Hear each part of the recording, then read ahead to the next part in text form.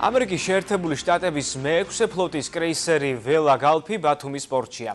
სამხედრო ხომალდის ეკიპაჟის დასახვედრად ბათუმის პორტში საზემო ღონისძიება ამ წუთებში მიმდინარეობს. გიორგი წეროძე გვერდება ახლა პირდაპირ ეთერში.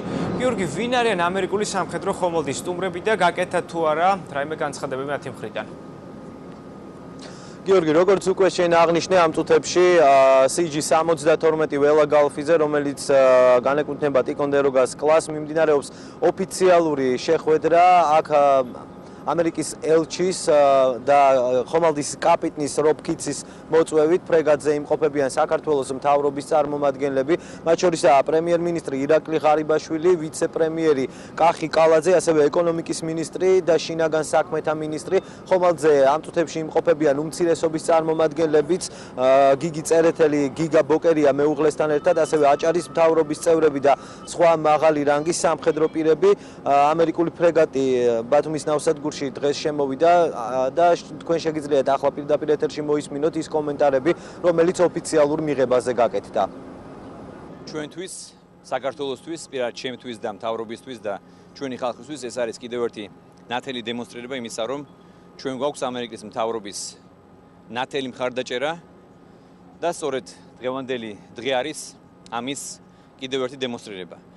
და მე მინდა გამოვხატო მადლიერება ამერიკის შეერთებული შტატების ხელისუფლების მისამართით. დიდი მადლობა მინდა გადაუხადო კაპიტანს, გემის კაპიტანს, ასევე ბატონ ელჩს, რომელმაც ჩვენ მოგვიწვიეს დღევანდელ საღამოზე. და მე მინდა კიდევ ერთხელ თქვა, რომ ჩვენ ძალიან ვაფასებთ იმ მეგობრობას, იმ ხარდაჭერას, რომელიც ჩვენ გვაქვს ამერიკისგან. ამერიკა არის ჩვენთვის მთავარი სტრატეგიული პარტნიორი.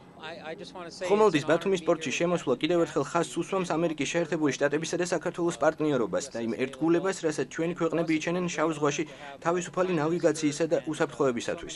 ჩვენ ვიცით, რეგიონში არის დაძაბულობა. ამერიკის შეერთებული შტატები ცდილობს ვითარების დეესკალაციას. ეს არის თავისუფლებაზე და ეკონომიკურ წარმატებაზე მიმართული ქმედებები. ჩვენი მეზღვაურები მოუთმენლად ელიან გაეცნონ ქართულ კულტურას. ჩვენი სტუმრობა ხაზს უსვამს ამერიკის შეერთებულ შტატებსა და საქართველოს შორის მეგობრობას. მადლობა მასპინძლობისთვის.